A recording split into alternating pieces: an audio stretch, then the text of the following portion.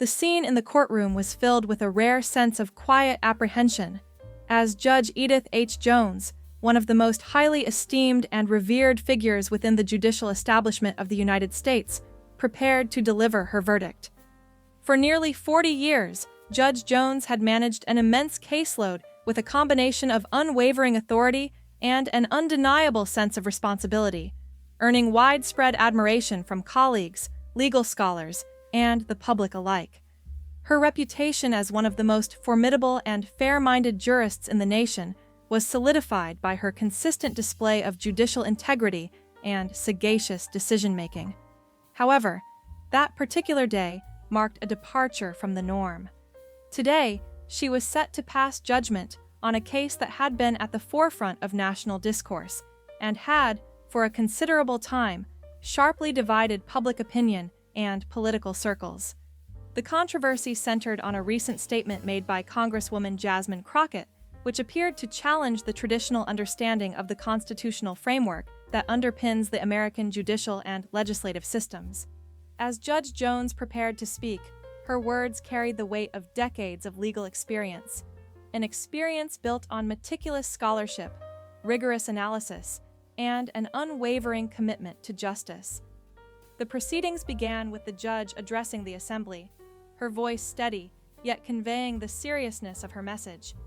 She expressed concern over Crocketts' recent comments regarding the country's constitutionally defined relationship between government branches.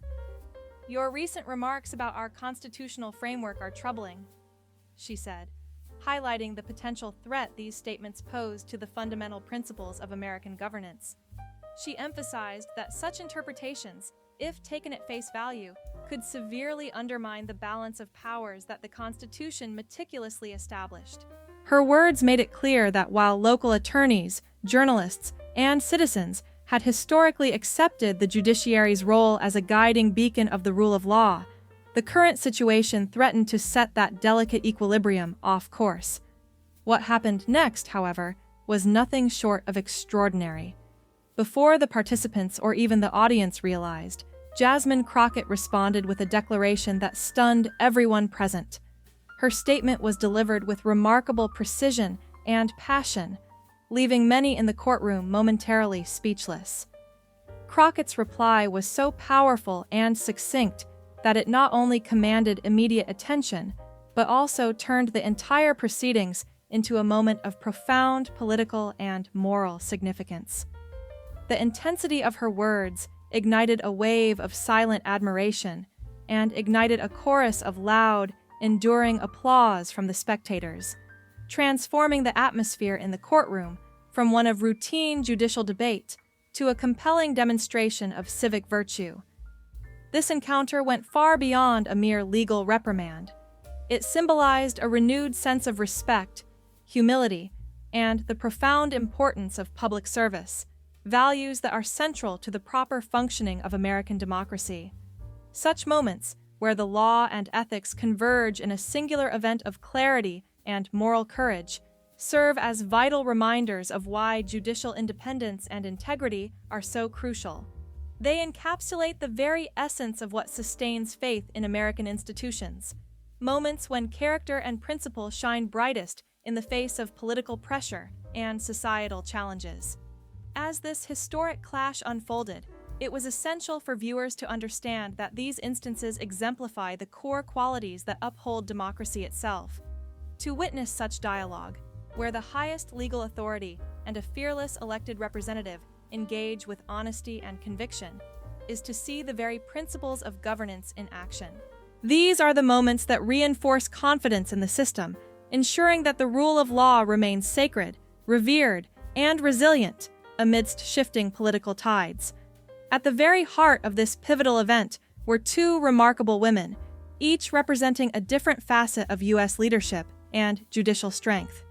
One, a distinguished figure in the judiciary, exemplifies the highest standards of legal excellence. The other, a rising star in the political arena, embodies the dynamic spirit of American democracy. Judge Edith Holland Jones, a distinguished jurist appointed to the United States Fifth Circuit Court of Appeals by President Ronald Reagan in the year of 1985, exemplifies unwavering dedication to justice. Over her remarkable career spanning nearly 4 decades, she has delivered judgments in well over 3,000 cases. Her decisions are consistently characterized by a blend of profound legal knowledge, balanced reasoning, and an unshakable respect for constitutional principles.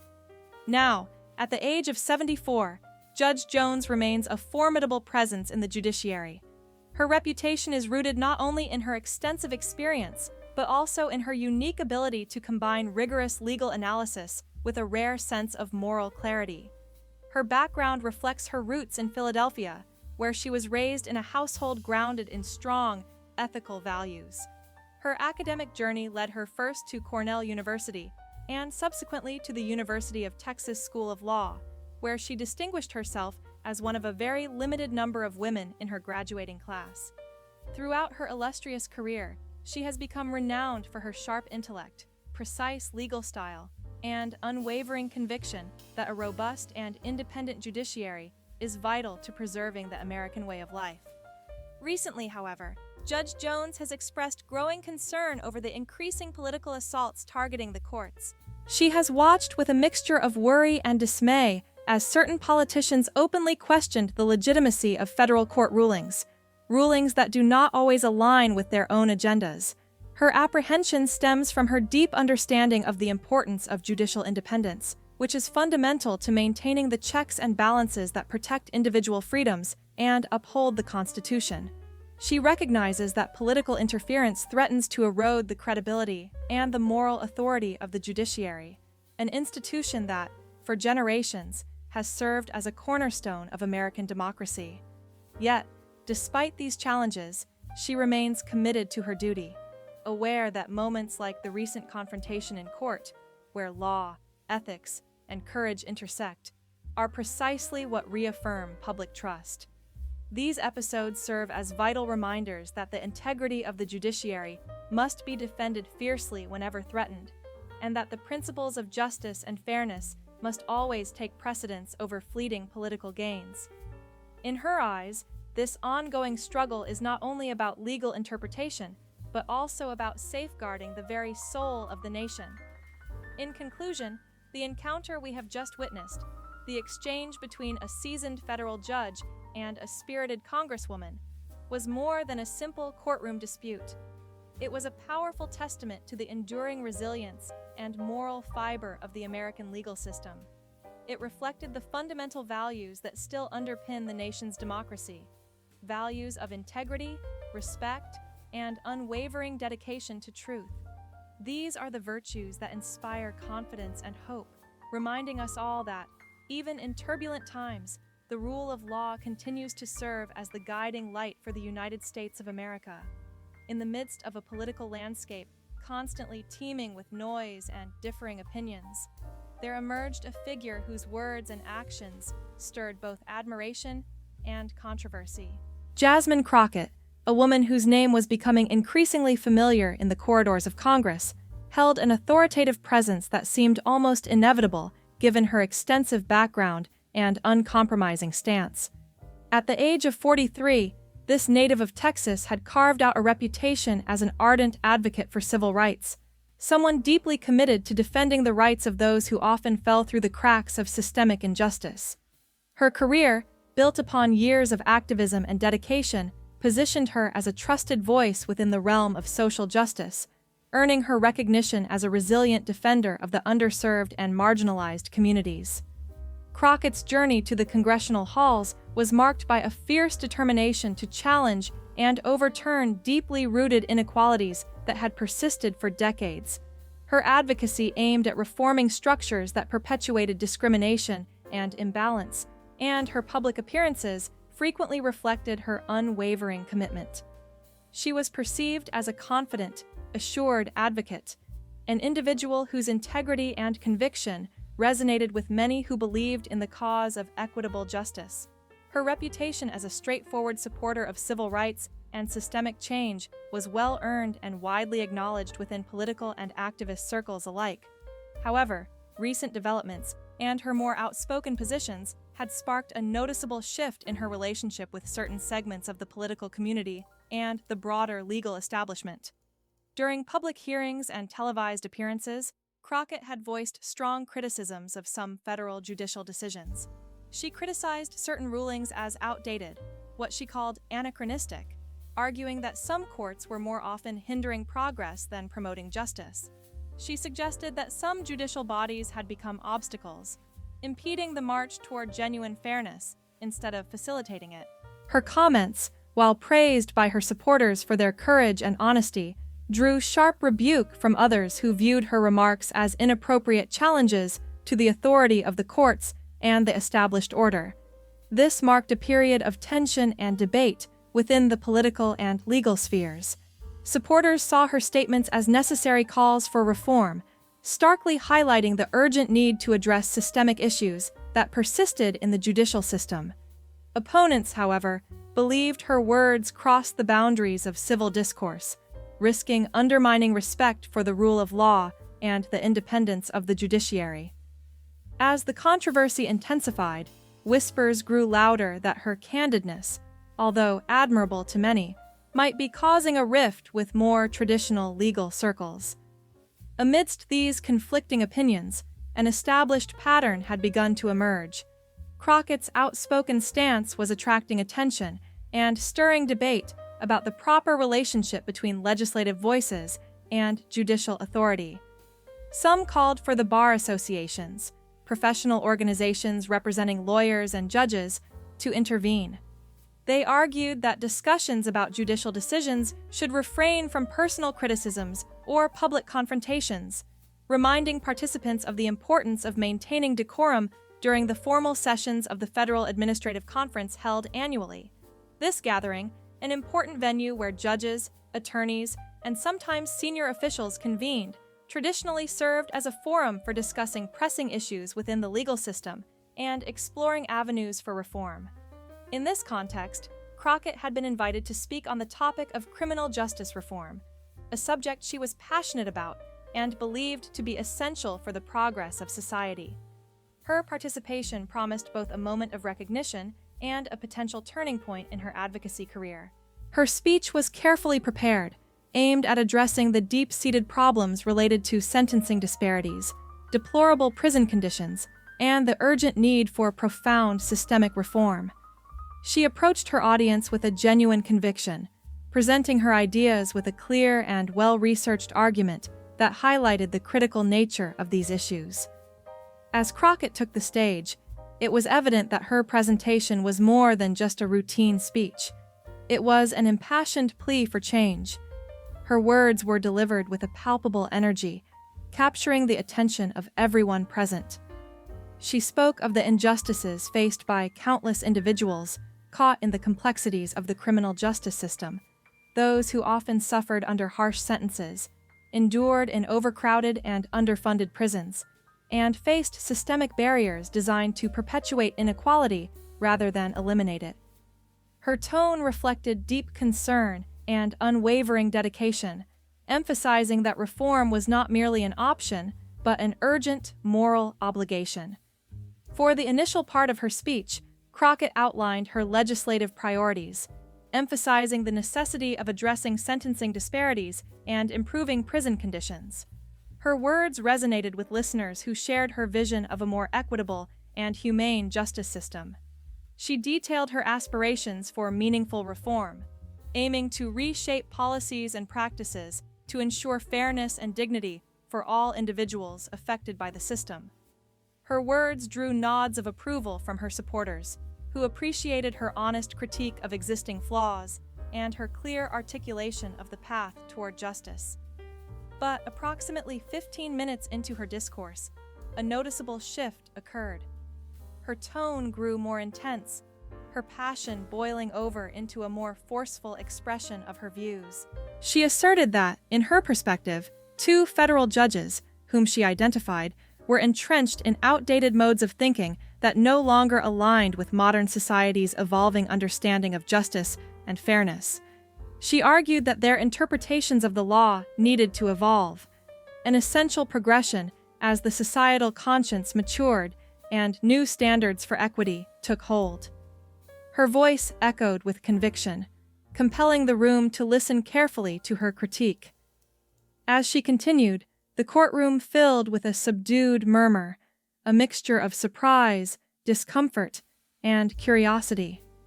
Several of the judges and lawyers present shifted uncomfortably in their seats, caught off guard by the strength of her words. Crocketts' rhetoric became more passionate, her ardor visible to all as she challenged her colleagues and the entire judicial establishment. She posed a provocative question. When courts issue rulings that perpetuate systemic inequality, are they truly delivering just and fair outcomes, or are they merely maintaining a status quo rooted in obsolescence? Her assertion implied that some judgments could be viewed as either genuine acts of justice or mere perpetuations of an outdated system, an idea that generated a low, restless hum of conversation among the attendees. Despite the rising tension in the courtroom, Crocketts' composure remained strong. From her position in the front row, particularly from the seat of Judge Jones, who sat relaxed but observant, her fervor was unmistakable. Those familiar with her could notice the subtle signs of her growing emotional investment. The rare, almost imperceptible tightening around her eyes, an expression often reserved for moments when her resolve and conviction reached a new peak. Her calm exterior masked the intensity of her belief that the time for incremental change had passed, that fundamental reform was now an undeniable necessity. In her closing remarks, she reinforced her stance that when judges continue to uphold rulings that allow systemic inequality to persist, they must confront whether they are truly serving justice or merely facilitating a flawed system resistant to change. The room was thick with unspoken questions about the true meaning of justice in contemporary society, and whether the courts could, or should, remain bound by practices rooted in age-old interpretations.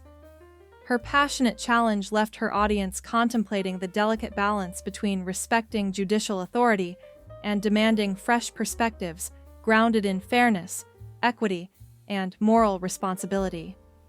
Throughout this intense moment, Judge Jones maintained her composure, listening carefully without interruption.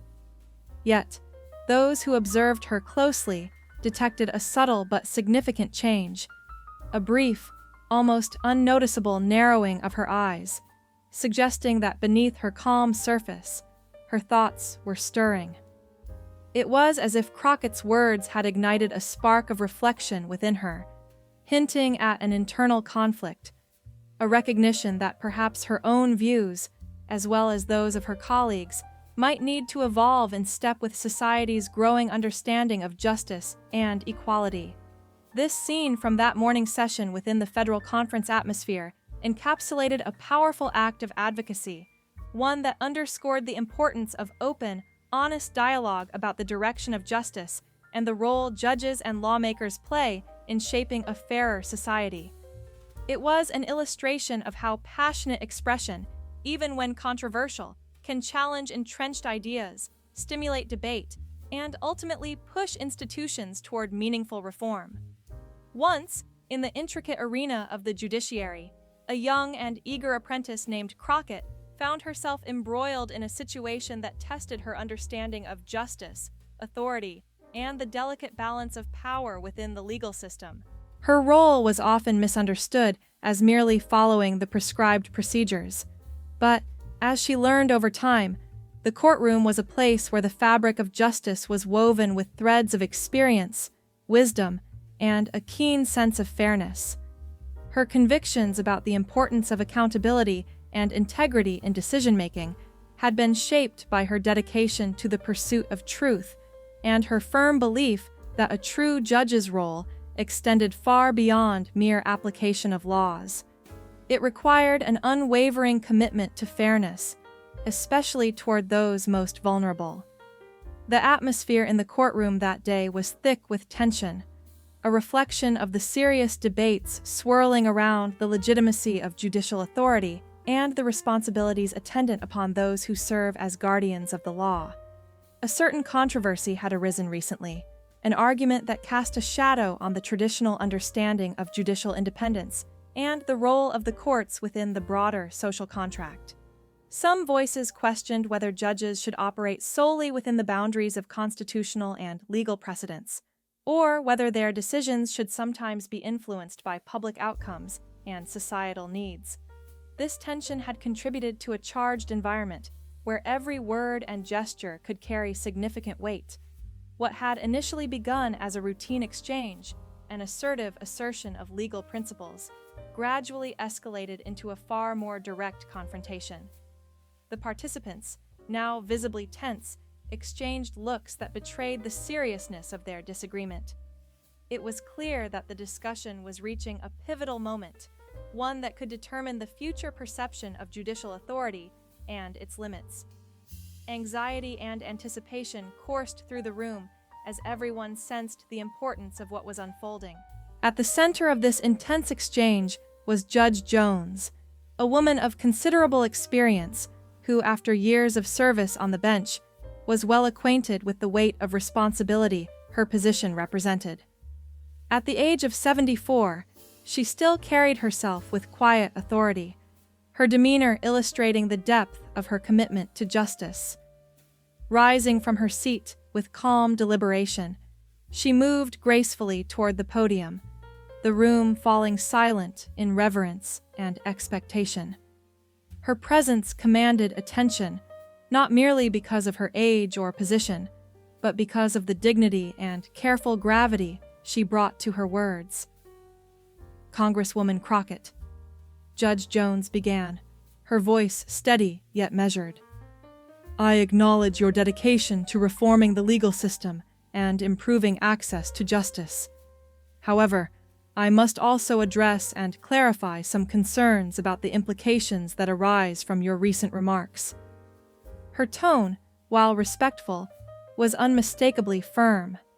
The courtroom, and indeed everyone present, understood that these words carried significant weight, because they struck at core principles that uphold the integrity of the judiciary. Crockett, visibly taken aback by the judge's precise intervention, straightened her posture and directed her gaze firmly toward the judge at the podium. Two powerful figures, one a congresswoman, the other a seasoned judge, stood face to face in that moment, a symbolic confrontation that seemed to challenge the very foundation of institutional respect and the mutual boundaries that helped maintain the delicate harmony between different branches of government. "You claim to advocate for reforms that are rooted in fairness and equal justice," Judge Jones continued. "Yet, your recent statements, including the ones you made today, seem to reflect a troubling misunderstanding of our judicial role. You suggest that decisions should sometimes depend more on societal outcomes rather than strictly adhering to constitutional principles and established precedents." Her words emphasized the importance of maintaining the core tenets of judicial independence, which are vital for ensuring that the rule of law remains unblemished and that courts aren't swayed by transient public opinion or political pressures. Her voice remained calm, but delivered with an undeniable authority that made her message clear. Furthermore, your suggestion that administrative authority could be influenced by external factors, such as supposed public satisfaction, sets a dangerous precedent. If we begin to measure judicial decisions by their popularity rather than their fairness and legality, we risk undermining the very foundation upon which our institutions are built. Our nation's founders envisioned a judiciary capable of standing independent, protecting individual liberties against the potential encroachments of both majoritarian impulses and other branches of government. Judge Jones paused briefly to let her words settle, her gaze fixed intently on Crockett, who listened carefully. The room grew even more silent, every eye fixed on the resolve and gravity displayed by both women. This exchange was more than a mere disagreement. It was a moment that could reaffirm or threaten the principles of judicial independence, an essential pillar of democracy on which the entire system depended. The tone was softer than before, yet the message was no less potent, a reminder of the solemn responsibility that judges carry and the importance of safeguarding the integrity of justice. Then, With her voice now slightly more contemplative, Judge Jones added, "You also propose that administrative authority be judged by superficial criteria, like the satisfaction of the public or the outcome of societal experiments. Such a stance could dangerously open the door to decisions driven by expediency rather than justice. This, I must emphasize, is a path fraught with peril, as it threatens to compromise the independence of the judiciary, an independence that our founders prioritized above all else to ensure liberty, fairness, and the rule of law endure." Crockett stood quietly, absorbing the full weight of the judge's words. Her expression betrayed a moment of internal reflection, recognizing the profound importance of maintaining the integrity and independence of the judicial system. The courtroom remained enveloped in a tense stillness, every observer acutely aware that the encounter was not merely a clash of opinions, but a defining moment, an opportunity for each side to understand the profound responsibilities inherent in their roles. This exchange marked a turning point, an embodiment of the ongoing struggle to balance reform and tradition, progress and stability within our governance framework. It was evident that Judge Jones had, through her dignified yet firm stance, conveyed a message that would resonate beyond that day, serving as a reminder that the pursuit of justice must be rooted in unwavering principles, regardless of the pressures or temptations that might challenge them. In conclusion, her words underscored a fundamental truth: that the independence of the judiciary, rooted in legal precedent and constitutional safeguards, is not an obstacle to reform, but the very foundation that ensures reforms are just, fair, and sustainable. Their exchange, though seemingly tense, revealed a shared commitment to justice, each representing different visions of progress, yet united in their conviction that the integrity of the legal system must always be preserved, defended, and celebrated as the cornerstone of democracy. When discussing the nature of how we interpret and respond to contested administrative decisions, it's crucial to recognize that judging solely based on the outcomes, rather than considering the underlying reasoning and justifications, can lead to a dangerous erosion of confidence in our judicial institutions, as Adjudicator Jones pointed out. This tendency to evaluate rulings only by their results, without paying proper attention to the legal processes and principles that inform them, risks creating a disturbing pattern of diminishing trust in the courts. When courts are seen merely as entities delivering verdicts without regard to sound reasoning, it can foster an unsettling atmosphere where accessible assurance, the fundamental belief that the justice system is fair and rational, begins to wear thin. This phenomenon, which could be compared to a gradual abrasion, is perilous because it undermines the very foundation of judicial authority, which relies heavily on the perception that decisions are rooted in consistent and transparent legal principles, rather than fleeting political or public sentiments. This decline in trust, if left unchecked, can have tangible consequences. It's much like the damage caused by an accidental fall from a fragile scaffold, an incident that might seem minor, but can ultimately compromise the stability of the entire structure. In this case, the metaphor illustrates how the loss of faith in judicial processes can weaken the communities that rely on these institutions for justice and order. These communities, which often expect their courts to serve as protectors of fairness and impartiality, suffer when their confidence in equitable decision-making erodes under the weight of perceived arbitrariness or superficiality. The core issue here is that the essence of the law is rooted in the authority vested in it, its very archetype, implying that true power lies not merely in the ability to deliver outcomes, but in the respect for established legal norms. Crockett's attentive listening to Adjudicator Jones's reflections revealed her own awareness of the delicate balance at play. Her response demonstrated a remarkable shift from defensiveness into a state of genuine acknowledgement and open humility. She expressed her understanding that her previous frustrations with certain rulings might have led her to make accusations or statements that were inappropriate and unjustified given the context. Her words indicated an honest recognition of her misjudgment and an earnest desire to reconcile her stance with the foundational principles that uphold legal independence. She posed a vital question. How can someone in her position continue to work towards a more constructive and collaborative approach while still respecting the vital independence of administrative agencies? This inquiry was emblematic of a broader introspective process, an effort to reconcile personal disappointment with professional integrity, aiming to uphold the integrity of the judicial system. Her reflection prompted the courtroom to consider how vulnerability and humility can serve as powerful tools in restoring trust, not just for her own reputation, but for the justice system as a whole. What transpired next was striking. Instead of retreating into silence or defensiveness, Crockett chose to speak openly about her feelings. Her voice, once perhaps tense or uncertain, now carried a newfound calm and confidence. She admitted that her earlier expressions of dissatisfaction had been driven by her perception of bias or unfairness in certain rulings. Yet she recognized that her responses had been inappropriate and lacked decorum.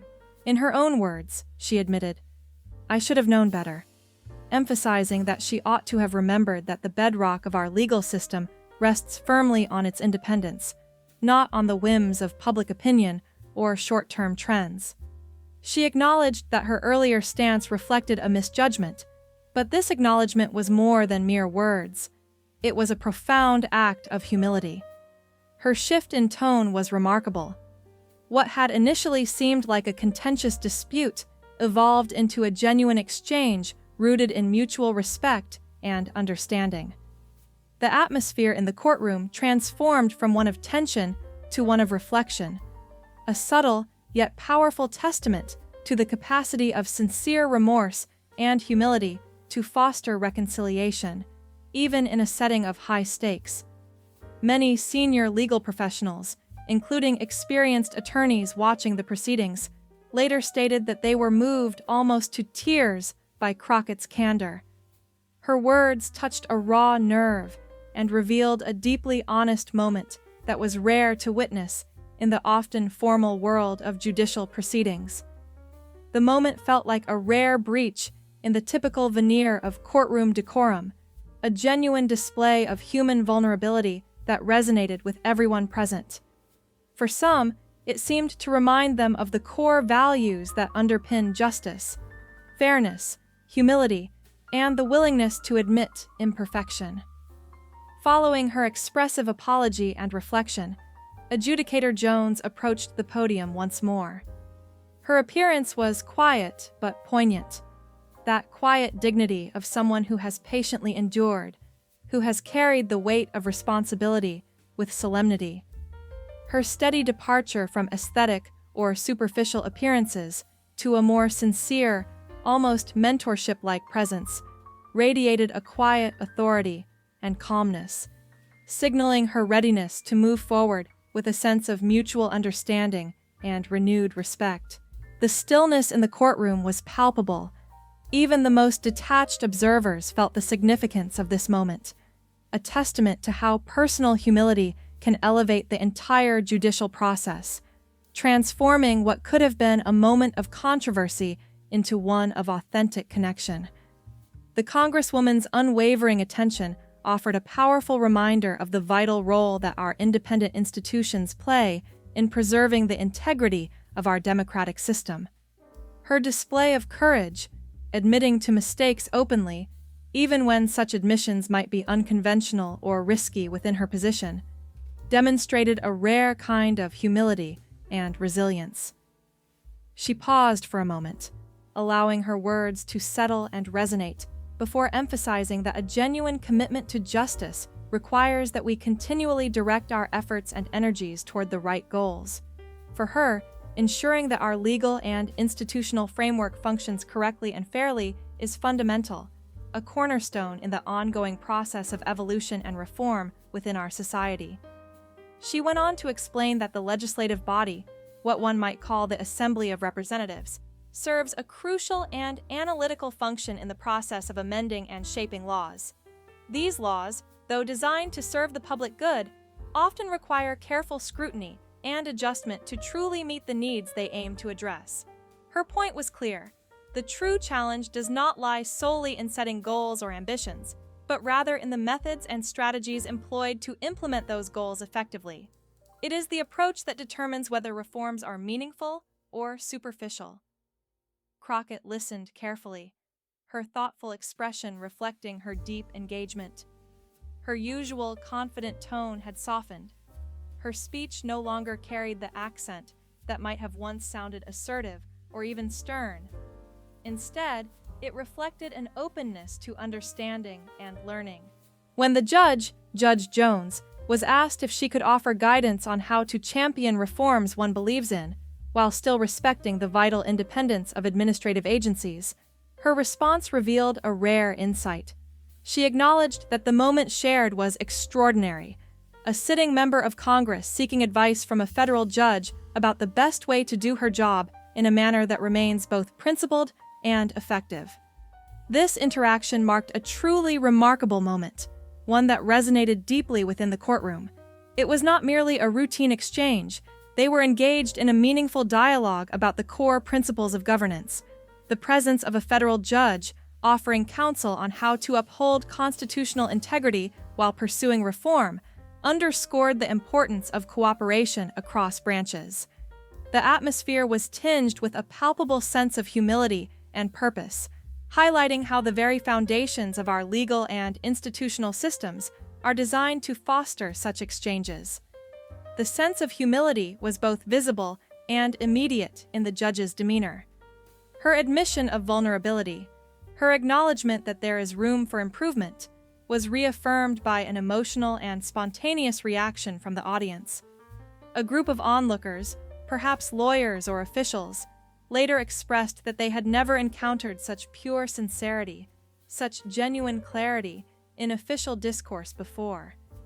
They appreciated the honesty, what they described as a rare clarity and alertness to the intricacies of governance that the judge had exhibited.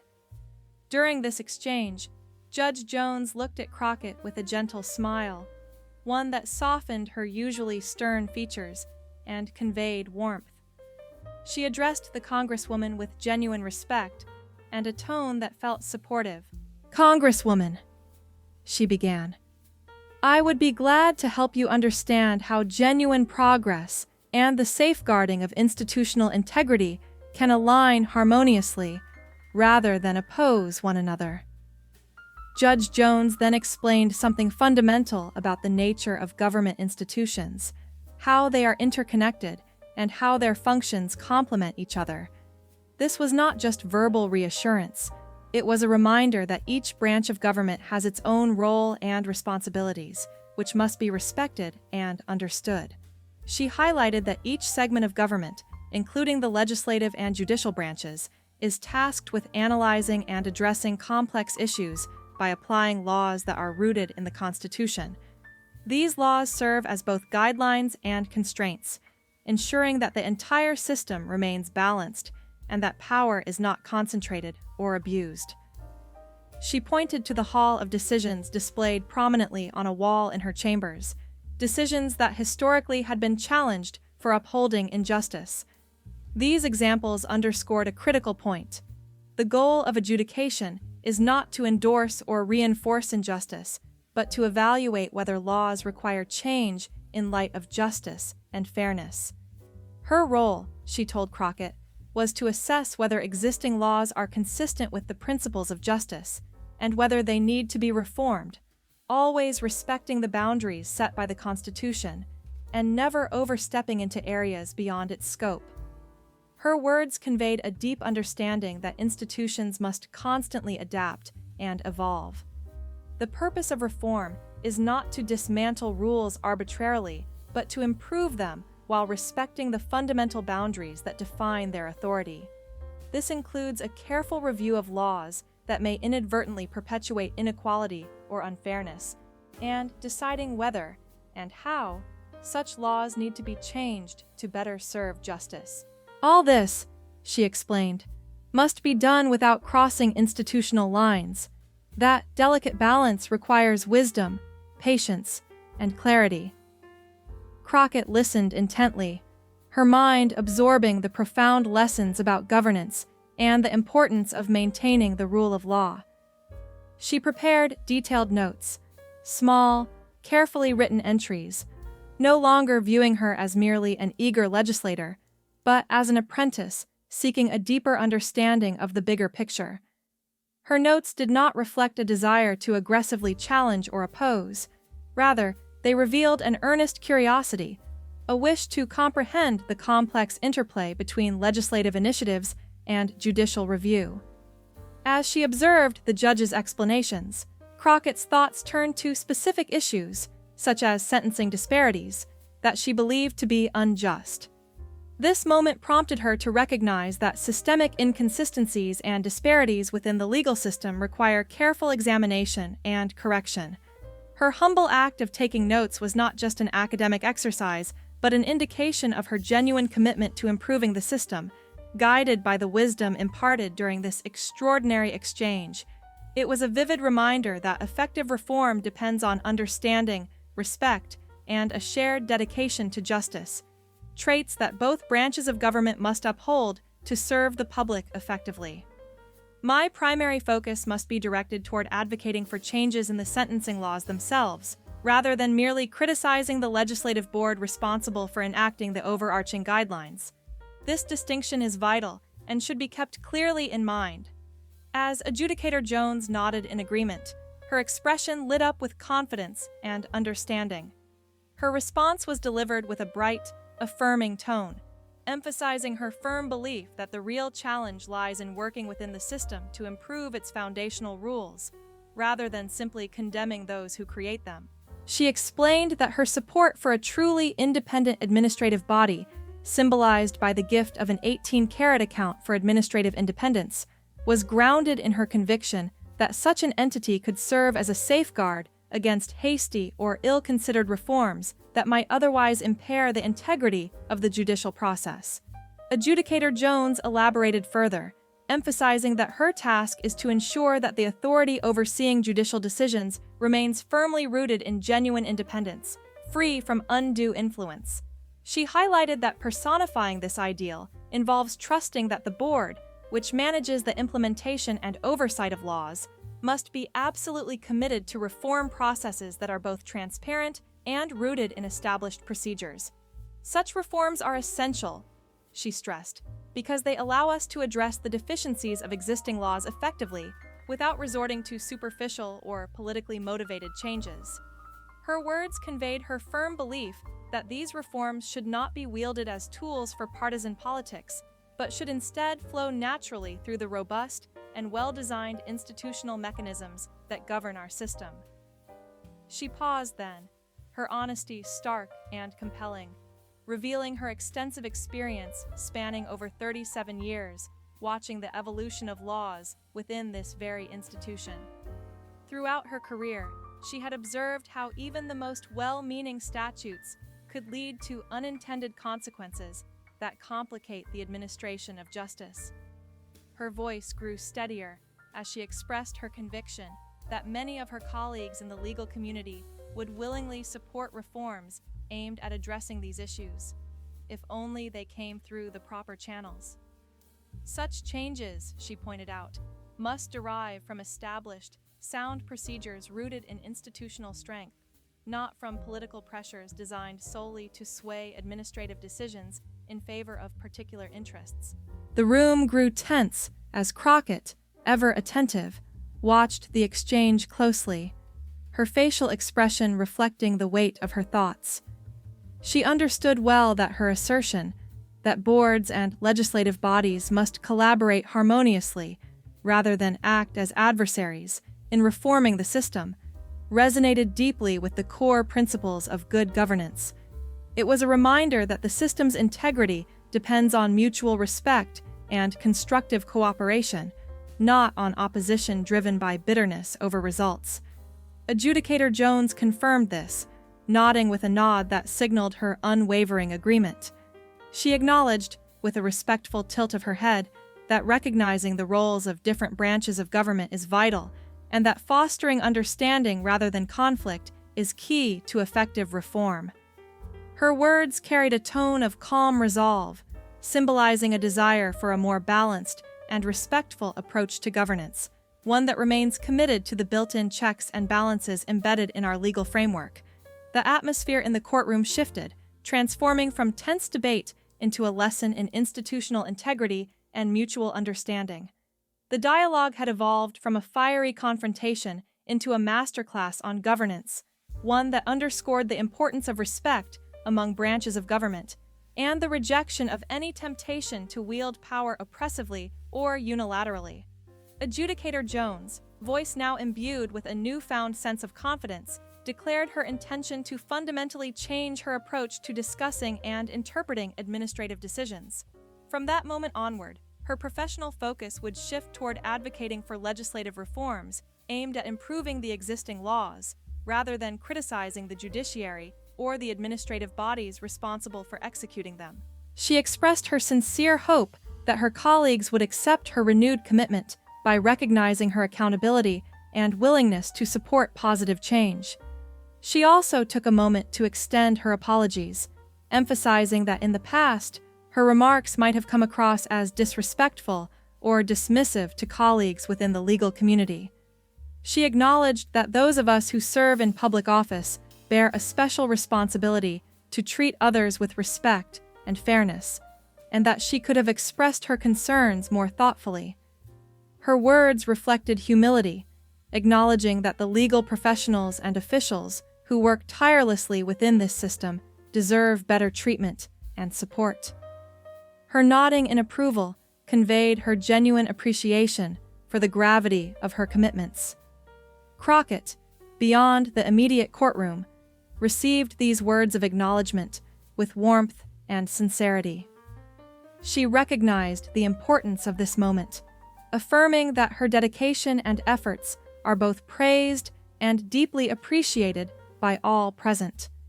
She also affirmed her determination to be held accountable, not as a critic who merely points out flaws, but as a committed supporter working diligently to uphold the integrity and functioning of the entire system. Her promise signaled a genuine shift toward constructive collaboration and active participation in the ongoing process of reform. The tension that had filled the room just moments before dissolved into a shared sense of purpose and hope. The applause that erupted among the legal professionals was spontaneous and heartfelt, a collective expression of approval and encouragement. It was a soft but steady applause, echoing through the chamber as a testament to the transformative power of genuine leadership and transparent dialogue. In that moment, the courtroom transformed into a space where respect, purpose, and a commitment to lawful and fair governance took center stage, leaving a lasting impression on everyone present, and perhaps for generations yet to come. Just as the members of the legislative body have long been recognized for their unwavering professionalism and strict adherence to decorum, the scene that unfolded before us today demonstrated a rare and profound display of true respect and integrity among public officials.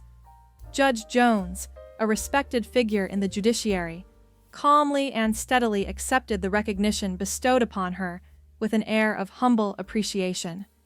She waited patiently for nearly a full minute, an extended pause that seemed to emphasize her graciousness, before finally responding with a composed statement. As soon as her silence was broken, she offered her thoughts, which many present considered to be the culmination of a remarkable exchange. In her remarks, she emphasized what a great deal of people had been witness to during this extraordinary moment. According to her, what had taken place was not merely a routine interaction, but a vivid illustration of the very principles and ideals our founding fathers envisioned when they created the framework of our government. Her voice carried both authority and warmth, resonating with a clarity that made it evident that she spoke from a place of conviction. She underscored that different branches of government, being the legislative, executive, and judicial, can engage in respectful conversations about their respective roles. Each branch, she explained, is committed to the fundamental goal of serving the American populace while simultaneously setting clear boundaries that prevent overreach. Turning her attention, She directed her words to Representative Crockett, addressing her with genuine respect and admiration. With utmost sincerity, she acknowledged Crockett's actions, which today had made waves across the political landscape. In her speech, she highlighted how Crockett had, in this instance, exemplified the kind of honest governance that is essential for the health of democracy. Her words reflected the understanding that even esteemed officials can err, but admitting mistakes and securing an honest dialogue is what strengthens the very fabric of our system. She pointed out that sometimes true leadership involves accepting one's shortcomings and engaging in dialogue driven by humility rather than pride, traits that our current economic and political environment desperately needs.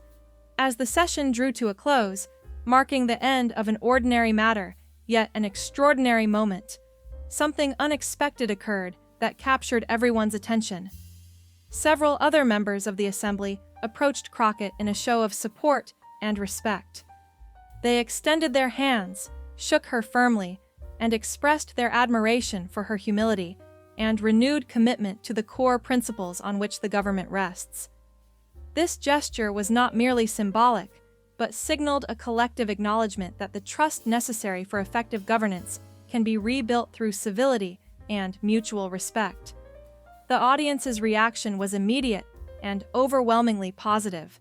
Speculating about the significance of what they had just witnessed, many declared it one of the most powerful displays of institutional integrity and collaborative spirit they had seen in decades.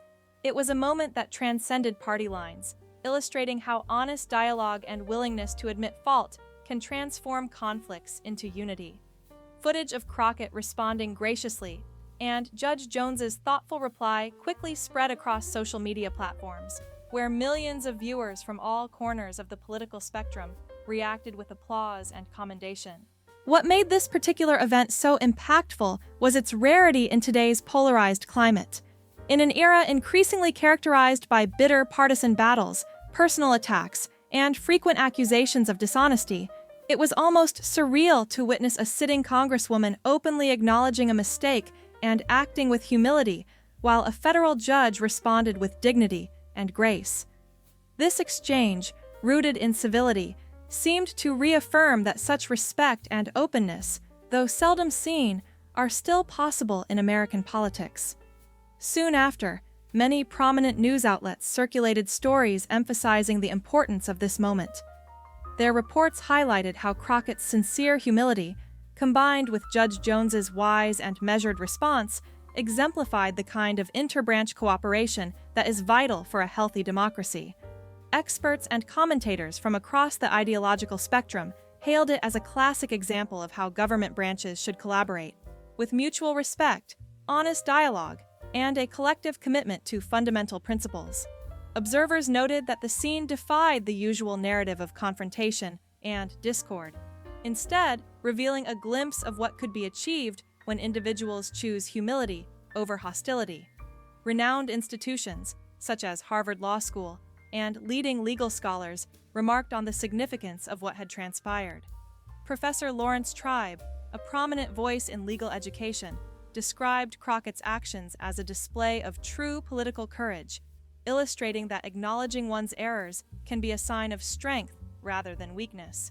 Likewise, Judge Jones's response demonstrated how judicial independence can be exercised with both steadfastness and kindness, reinforcing the idea that judicial and legislative branches can work together harmoniously when guided by shared respect and understanding. The day's events did not go unnoticed beyond the halls of Congress. The American Bar Association, an esteemed organization representing legal professionals nationwide, issued a thoughtful statement praising both women for exemplifying core values of public service. They commended their embodiment of ethical principles, such as integrity, humility, and respect for the rule of law, that define responsible leadership. Their actions served as a shining example that even in tumultuous times, integrity and civility remain achievable ideals, inspiring countless others to emulate such conduct. In conclusion, what we observed was not merely an isolated incident, but a shining testament to the possibility of civility, humility, and genuine cooperation in American governance. It demonstrated that even amidst political adversity and entrenched polarization, moments of shared respect and mutual understanding can emerge, restoring faith in democratic institutions. This act of acknowledging faults, engaging in honest dialogue, and responding with dignity reaffirmed that, at their best, American public officials can uphold the fundamental principles upon which their nation was founded, guiding the way toward a future marked by collaboration and respect. Following the dissemination of the official account, a wave of praise quickly grew, emphasizing that the exchanges between lawyers and public officials often revolve around the negotiation of significant opportunities and the forging of influential relationships across different branches of government. These interactions, when conducted with integrity and transparency, are fundamental to maintaining a healthy and functioning democracy. Such principles were exemplified by Adam Braid, a figure representing Jasmine Crockett, whose experience highlighted the importance of mutual respect and constructive communication within the political arena. That particular moment marked a crucial turning point, a clear illustration of how accessible and genuine approaches to leadership can shape the trajectory of public service. It served as an unmistakable testimony to how honest dialogue and a willingness to listen can influence perceptions and decision-making processes at the highest levels of governance. In the months that followed, Crockett openly reflected on this incident in various interviews, choosing to speak candidly about how her perspective had been profoundly altered by the experience. Her honesty shed light on how personal encounters and real-time lessons can deeply influence a politician's understanding of accountability and the role of institutions. During a televised interview, Judge Jones recounted a memorable encounter with Crockett that left a lasting impression, an encounter she described as unforgettable. Crockett, speaking openly on the program, shared with viewers how this experience taught her a valuable lesson, that behaving recklessly or publicly, apologizing without true sincerity, can sometimes stem from disrespect towards the very institutions that serve as the backbone of democratic governance. She emphasized that her own role was not to manipulate her way through political challenges, but rather to contribute to the development of more effective laws. Her goal was to empower legislative frameworks in a manner that allowed lawmakers to serve the public's interests more capably and efficiently. When asked what motivated her to issue a deeply personal apology, a gesture that was both publicly vulnerable and outwardly contrite, Crockett's response reflected significant personal growth. She explained that sometimes the most impactful action a leader or public figure can undertake is to acknowledge a mistake sincerely and accept responsibility. Through this act of humility, she demonstrated that recognizing one's errors can be a powerful step toward restoring trust and credibility. Crockett further articulated that her acknowledgement was rooted in an understanding that her initial approach had been harsh and insensitive.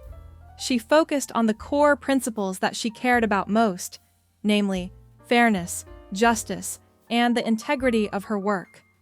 Judge Jones, in turn, helped her to see that maintaining institutional integrity and striving for accountability are not in opposition, but are actually complementary forces.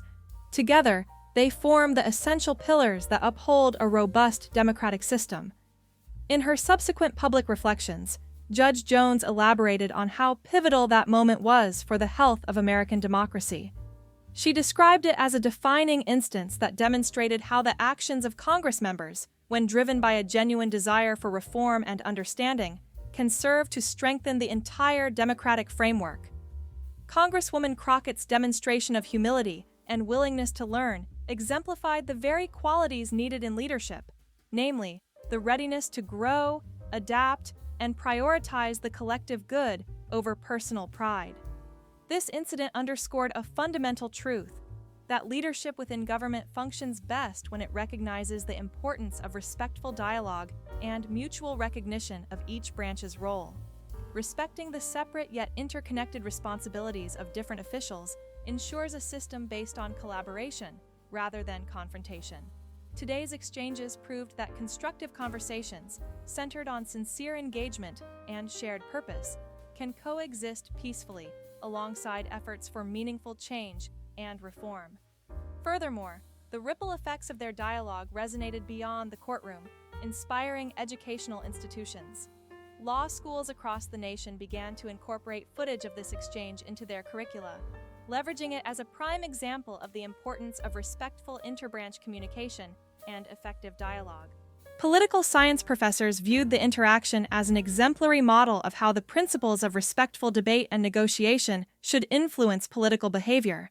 Most significantly, these exchanges catalyzed a notable shift in political conduct.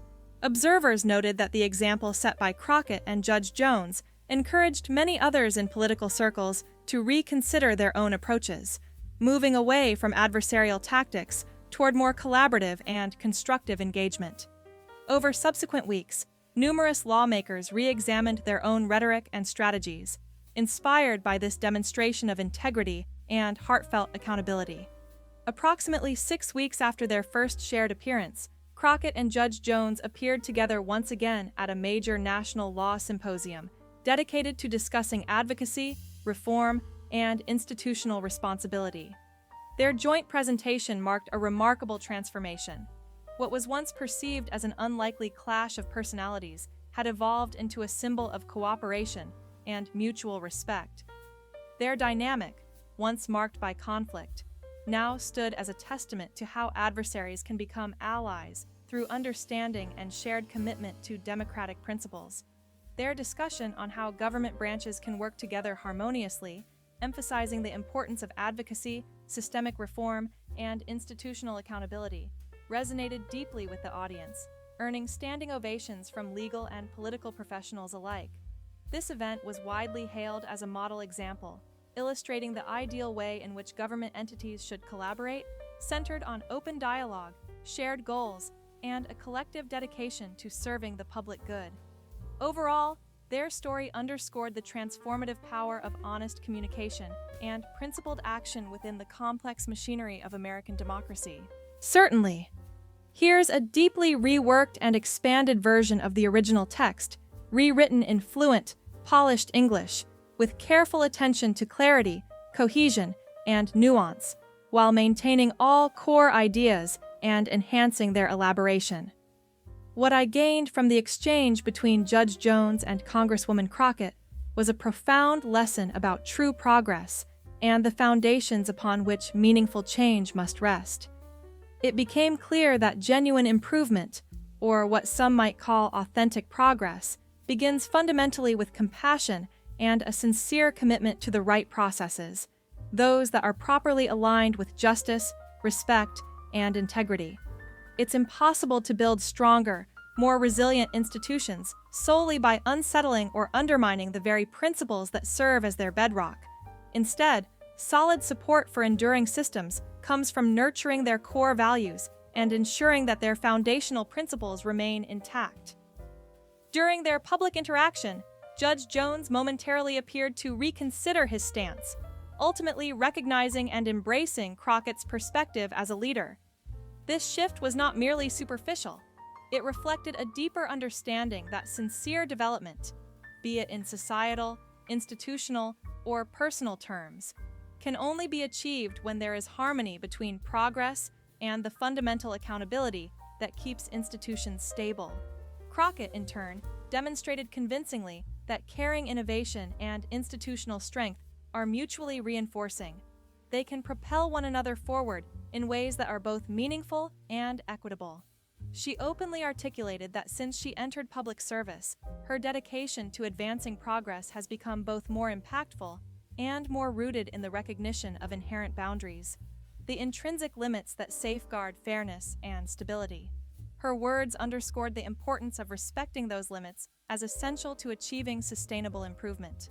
The enduring rapport between her and the legal community, especially with her colleagues at Bell, was vividly recognized across political circles for its sincerity and effectiveness. It became a model for younger attorneys and future policymakers, an example of how to discern errors delicately, correct them constructively, and turn potential conflicts into opportunities for collaboration and mutual understanding. A young, committed legal assistant remarked with admiration that what Judge Jones and Congresswoman Crockett demonstrated that day went far beyond mere civility. They offered a living illustration of an ideal, an ideal rooted in the ethos of American capitalism, where robust institutions are not built on discord or confrontation, but through respect, humility, and a shared dedication to core values. Their respectful engagement served as a masterclass, a clear and memorable lesson on how the American political and legal landscape can be designed to prioritize collective progress over personal pride and competitive victory. This exchange was a vivid reminder that true strength in our institutions does not originate from alienation or divisiveness, but from the willingness to listen, to engage humbly, and to find common ground.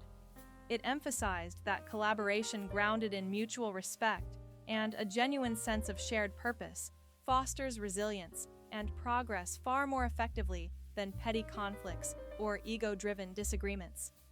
At a time when such exemplars have become increasingly rare, this moment in the legal arena reignited a vital truth: that wisdom, civility, and the integrity of institutions still hold immense power to guide us. It reaffirmed that these values can serve as a guiding light, even amid the complexities and divisions of modern governance. It showcased that true leadership involves embodying those qualities: humility, respect, and an unwavering commitment to enduring principles that elevate the collective good. Ultimately, Judge Edith Jones's passionate call for protecting institutional independence, paired with Congresswoman Crocketts' heartfelt acknowledgement and respect, transmitted a message far beyond the courtroom's walls. They delivered an important reminder that American capitalism and its associated institutions flourish not when leaders are rigid or self-centered, but when they are willing to learn, to adapt, and to put the health of the institutions above personal ego. Their example illustrated that genuine leadership requires a willingness to evolve, to listen, and to prioritize the larger mission over individual pride. If this story, an inspiring tale of shared wisdom, humility, and steadfast institutional integrity, has rekindled your faith in the capacity of American leadership to rise above partisanship and ego, then stay attentive to stories like this. Consider reflecting on the ideals of character, ethical leadership, and institutional loyalty that underpin such moments of unity. Remember, these qualities are vital in shaping a future where progress is rooted not in confrontation, but in respectful dialogue and shared purpose. We encourage you to share your perspectives in the comments, to tell us about other examples of honorable leadership and sincere institutional commitment that inspire you. We believe that stories of true integrity and humility can serve as powerful models for all of us. Together, by celebrating these virtues, we can foster a culture where leadership rooted in genuine character and a dedication to the common good continues to thrive and guide us forward. This expanded version provides more detailed explanations, smoother transitions, and richer context to ensure clarity and engagement.